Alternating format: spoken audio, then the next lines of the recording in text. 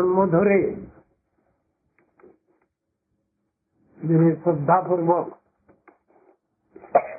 ভগবানকে পূজা অর্চন করছেন,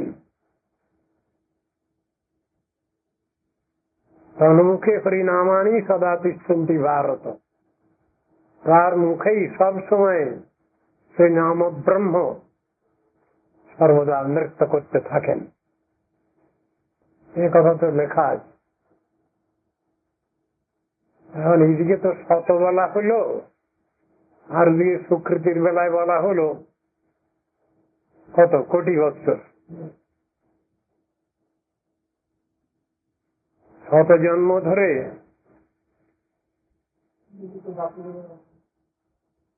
যিনি ভগবানের পূজা অর্চন করছেন শ্রদ্ধাপূর্বক, তার মুখে নাম ব্রহ্ম, নাদ ব্রহ্ম, শব্দ ব্রহ্ম সর্বদা নৃত্য করেন, একথা লেখা আছে। কিন্তু এখানে জন্ম কোটি সুকৃতৈর না লভ্যতে, এখানে সুকৃতি মানে কি হবে? সুকৃতি শব্দটা ব্যবহার হয়েছে বটে, কিন্তু সুকৃতির অর্থ এখানে ঠিক সুকৃতি নয়। সাধারণ ভাষায় আমরা যাকে পাপ পুণ্য বলি, সেই রকম ধর্মের কথাটাই ওখানে বলা হয়েছে। ঠিক ঠিক যদি সুকৃতি হয় তাহলে তো ভগবত কথায় রুচি আসবেই, এদিক ওদিক খাওয়ার কোন সম্ভাবনা নেই। সেখানে শাস্ত্র বলছেন পূর্ব জন্মের সঞ্চিত সুকৃতির ফলে কি হয়? ভগবত ভক্তের শ্রদ্ধা হয়,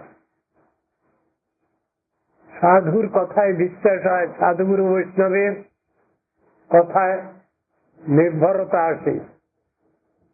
এই তো বলছেন সাধুগুরুর কথায় বিশ্বাস হলেই তো আরম্ভ হলো সাধন। আমি জেনে নিলাম প্রসিডিওর, সেই অনুসারে এগোতে লাগলাম, তাদের আদেশ নির্দেশ উপদেশ নিয়ে এগোতে থাকলাম। এই তো কথা। যদি বিষয়টা ঠিক স্বীকৃতি হয় তাহলে সেটা তো আমাদের সাধনের ব্যাকিং, এই ব্যাকিংকে তো অস্বীকার করা যাবে না।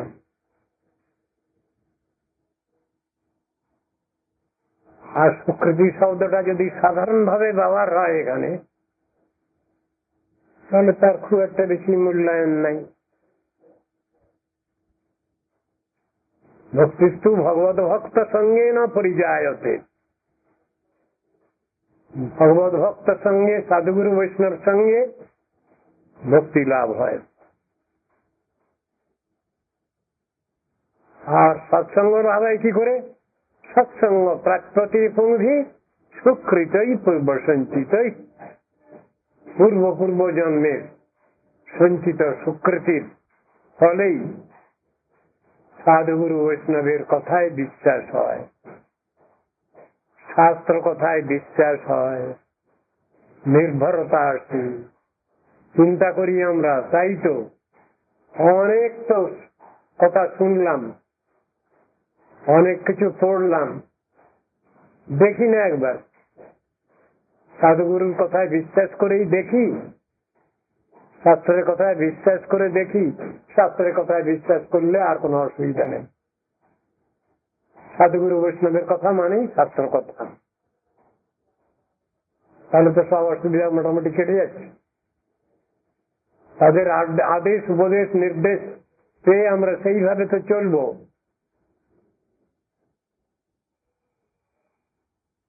এখানে কি বলবো, লোভটা কখন আসবে? হরিভজনের লোভটা আসা দরকার। তো লোভ ছেড়ে আমাদের একটুও যত্ন আগ্রহ নাই। ওটা ভালো জিনিস, এই ধারণা আমাদের নাই, এ সম্বন্ধে বাস্তব ধারণা আমাদের নাই।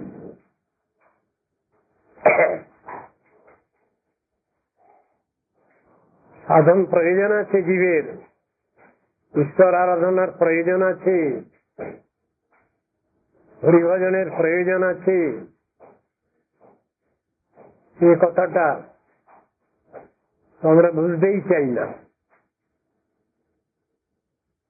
অথচ এই সংসারে থেকে আমরা যত রকমের কর্মানুষ্ঠান করি, সব থেকে শ্রেষ্ঠ কর্ম হল সাধন ভজন, আত্মকল্যাণ চিন্তা, যার অপর নাম আত্মকল্যাণ চিন্তা, অন্য কল্যাণ নয়।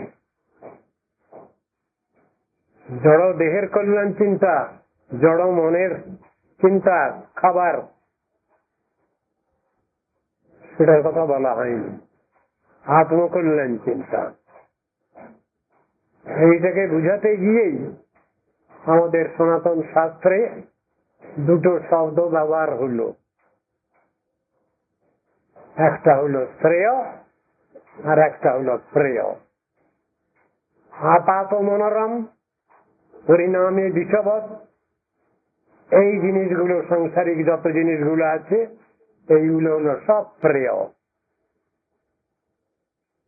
আর শ্রেয় কোনটা? আপাত ক্লেশকর, দুঃখকর, পরিণামে অমৃতবৎ, হলো শ্রেয়। এই দুটো জিনিস তো বেদের মধ্যে বোঝানো হয়েছে, বেদের শিরোভাগ উপনিষদের মধ্যে বোঝানো হয়েছে। শ্রেয়শ্চ প্রেয়শ্চ মনুষ্য মে তত সম্পরিত বিধিমুক্তি ধীর, এসব বাক্যতে বোঝানো হয়েছে। আমরা যেটাকে ভালো বলে মনে করছি এ সংসারে, সেটা আদপেই ভালো নয়। কিন্তু স্বয়ং ভগবান যাকে ভালো বলেছেন, শাস্ত্র যাকে ভালো বলেছেন, মুনি ঋষিগণ যাকে ভালো বলেছেন, সাধু গুরু বৈষ্ণব যাকে ভালো বলেছেন, গুরু গোস্বামীগণ যাকে ভালো বলেছেন, সেই universal truth, axiomatic truth, absolute truth হলো ঠিক ভালো। সেই ভালোকে যদি আমরা ভালো বলে মেনে নিতে পারি, তাহলে সবটাই ভালো। তখন থেকে সাধন আরম্ভ হলো।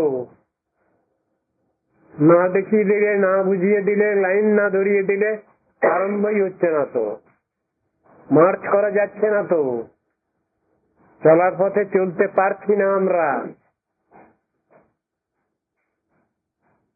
বহু বাধা বিঘ্ন, এই সংসারে যত রকমের কাজ আমরা করি তার ভিতরে অশেষ বাধা বিঘ্ন, বিপদ আপদ। এইসব বাধা বিঘ্ন উত্তীর্ণ হওয়া যায় ভগবানের বিশেষ কৃপায়, গুরু বৈষ্ণবের কৃপায়। তখন আমরা ঠিকই চলতে পারি। কোন অবস্থাতেই আমাদের গার্জিয়ানকে অস্বীকার করবার কোনো উপায় নাই। বাচ্চা বাচ্চি আমরা, গার্জিয়ান ছাড়া একটুও চলতে পারি না। সব সময় গার্জিয়ানকে দরকার। যখনই মনে করি আমার গার্জিয়ান নাই আমার কাছে, তখনই তো বিপদ আমার, তখনই তো দুশ্চিন্তা, দুর্ভাবনা। এটাকে ভুলে গেলে হবে না। তো সব সময় মনে রাখতে হবে আমাদের যে আমাদের গার্জিয়ান দরকার।